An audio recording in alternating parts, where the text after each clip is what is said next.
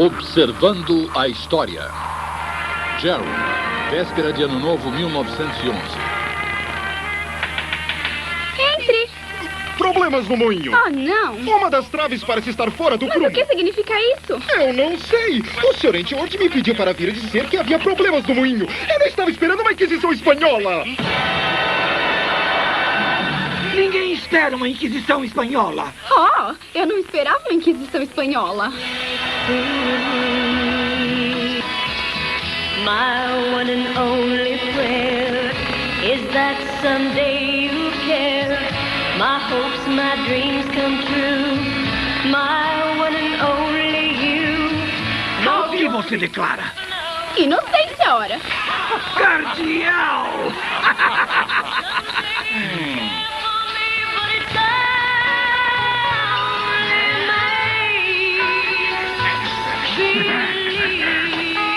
Confesse-me de onde o pecado da heresia. Rejeita o trabalho. Mais 2 chances e você será livre. Mais 3 chances. A sorte na com a almofada macia. Confesse. Coloque-lhe na poltrona aconchegante. Agora você ficará na poltrona aconchegante até a hora do almoço.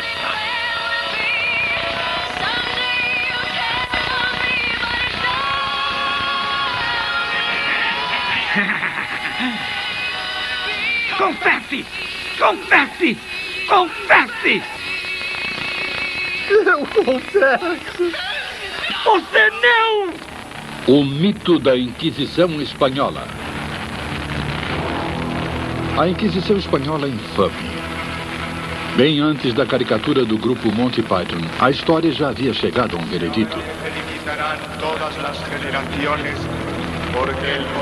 Uma reveladora e cabal descrição da Santa Inquisição na Espanha, 1567. Uma corte sem nenhuma lealdade a qualquer autoridade terrena. Um tribunal de monges sem apelação. Nada existe nesse mundo que seja capaz de superá-los em seus diabólicos exemplos de tirania.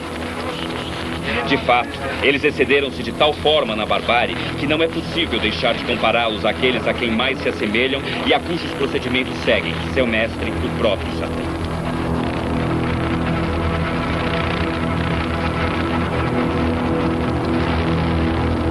Quatro séculos de condenações transformaram a Inquisição Espanhola em um sinônimo de crueldade, terror e tirania. Mas esta imagem é falsa. Uma distorção disseminada há 400 anos e aceita desde então. Agora uma nova geração de historiadores está olhando a Inquisição com outros olhos. Cada caso apresentado perante a Inquisição Espanhola durante seus 350 anos de existência possuía um arquivo particular. Esses arquivos, reunidos a partir de fontes como a biblioteca em Salamanca, estão sendo devidamente estudados pela primeira vez. Eu acredito que nossas opiniões sobre a Inquisição têm sido amplamente modificadas pela abertura dos arquivos da Inquisição. Eles mantinham tudo registrado, de fato, e escondido em seus arquivos. E agora podemos abri-los, calcular, colocar tudo no computador e alcançar estatísticas bastante consistentes sobre suas atividades. E assim, tudo isso acirrou mais os debates sobre a Inquisição e também destruiu totalmente a imagem prévia que todos nós fazíamos.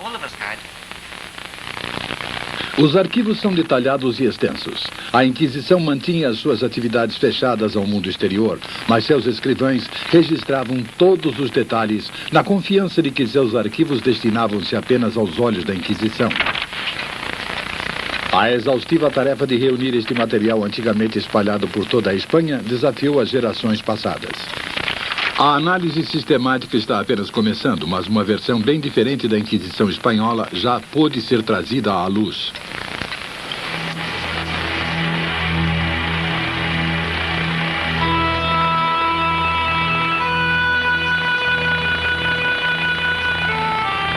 A A Espanha que deu origem à Inquisição no século XV era árida e isolada nos confins da Europa. Metade de suas terras era improdutiva e metade mal era capaz de produzir seu próprio sustento.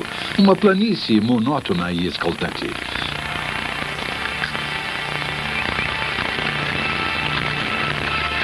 Sem rotas fáceis, sem um centro natural, sem um líder. Os espanhóis podiam apenas sonhar com a Hispânia, o país que havia sido unido durante os dias da conquista romana. Mas tudo isso mudaria.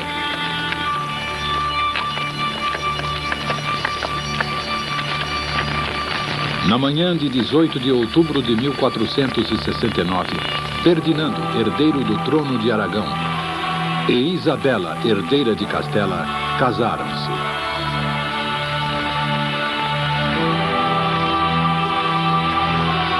Seu casamento terminou com séculos de rivalidade entre os dois reinos espanhóis e reuniria o país. A Espanha, por tanto tempo meramente um nome no mapa, havia se tornado um fato histórico. A corte real itinerante frequentemente convergia para a cidade de Ávila, aqui no monastério de São Tomás, com sua fachada triunfantemente exibindo o H da Espanha reunificada. Mas para Ferdinando e Isabela, não haveria unidade política sem unidade religiosa. Uma grande pressão foi exercida para que a imensa população judia da Espanha se convertesse. Muitos fizeram isso, mas os cristãos tradicionais suspeitavam que estes convertidos continuavam praticando sua religião em segredo.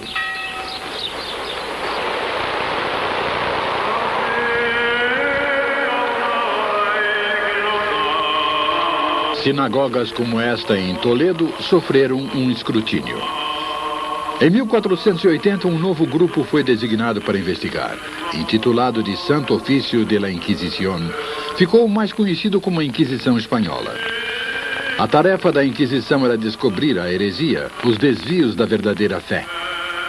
Os convertidos acusados de continuar praticando o judaísmo podiam ser queimados na fogueira. A Inquisição havia começado, mas o mito seria criado mais tarde. Porque, apesar deste período, entre 1480 e 1510, ter sido mais ativo em toda a história da Inquisição, o resto da Europa não apressou-se em condená-la. Temos informações muito precisas de embaixadores italianos e também embaixadores da França, embaixadores de Florença, que escreveram aos reis católicos felicitando-os naturalmente. Afinal, as terras da Ibéria eram terras de cristãos. A verdade é que a Inquisição foi aplaudida por sua perseguição aos judeus convertidos da Espanha. Dizia-se que uma nova era da unidade cristã estava despontando. Não durou muito. Em 1517, a igreja foi dividida em duas pela Reforma. Foi o imenso poder e a riqueza da igreja que os protestantes escolheram como alvo. Um poder e uma riqueza ainda em exibição a cada ano na capital religiosa da Espanha, Toledo.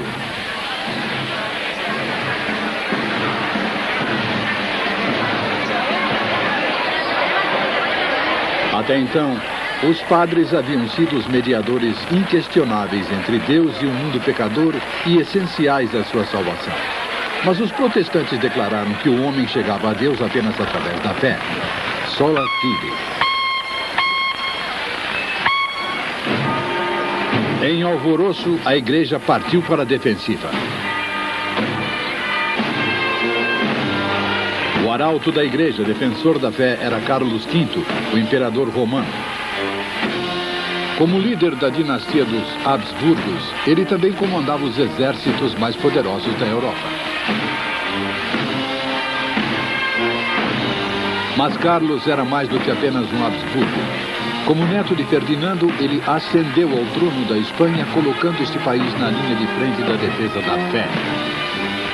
Na Batalha de Mollberg, em 1547, seus inimigos foram praticamente aniquilados.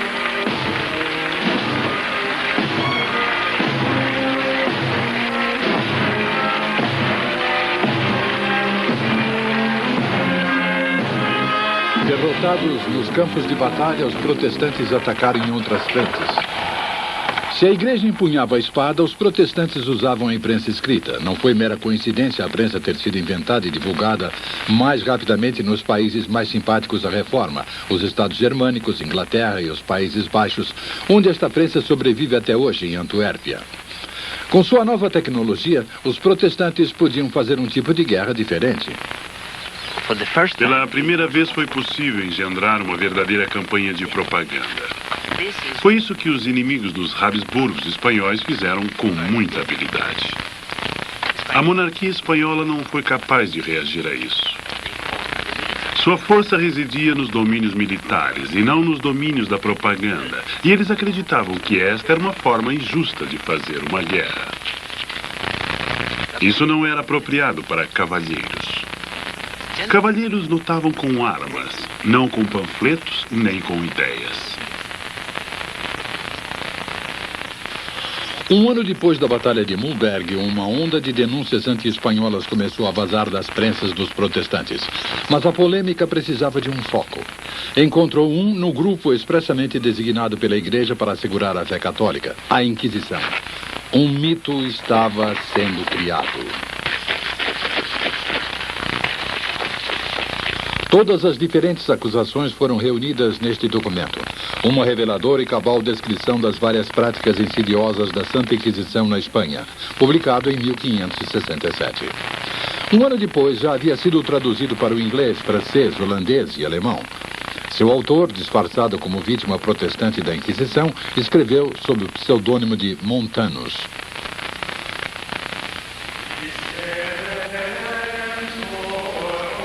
Identificando-se com as vítimas, Montanus revelou os supostos horrores da Inquisição espanhola de forma vívida. Foi sua obra que apresentou ao mundo a imagem da Inquisição que persistiu desde então.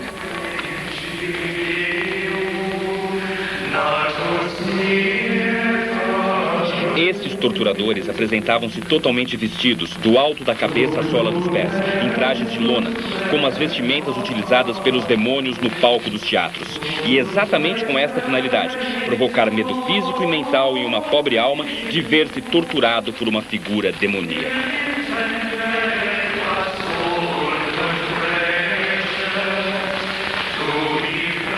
Montanus contribuiu decisivamente para o que tornou-se conhecido como a Lenda Negra.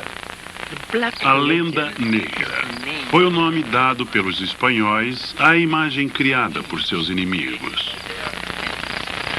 De acordo com ela, eles eram gananciosos, cruéis, tirânicos e especialmente intolerantes em termos religiosos.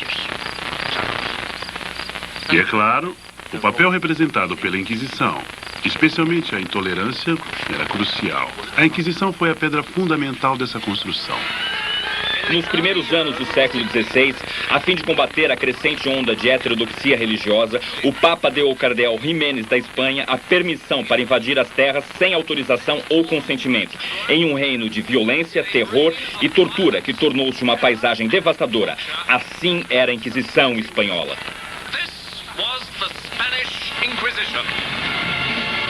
Era um especialista em direito e fazia parte do conjunto da administração em que a crença fanática não era mais do que o produto, naturalmente, de muitas interpretações um tanto distorcidas da história da Inquisição. Eles eram homens de carreira que nem mesmo precisavam ser padres. No primeiro período da Inquisição, nós temos exemplos de alguns inquisidores que nem mesmo eram padres. Eles eram simplesmente advogados com estudo universitário e então eles usavam a Inquisição meramente como uma carreira que poderia ser talvez um degrau para uma outra carreira. Esta realidade menos fantasiosa pode ser encontrada nas primeiras ilustrações da Inquisição em ação. Mas os burocratas fazem cópias enfadonhas. A versão de Montanus baseava-se no drama gótico de vilões encapuzados. Não era suficiente que o inquisidor fosse retratado como fanático religioso. Ele precisava ter um interesse escuso: a tortura.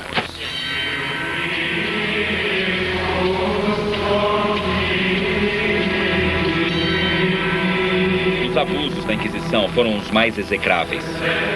Se alguma palavra escapasse de alguém, eles ordenavam que fosse preso e jogado em uma horrenda prisão.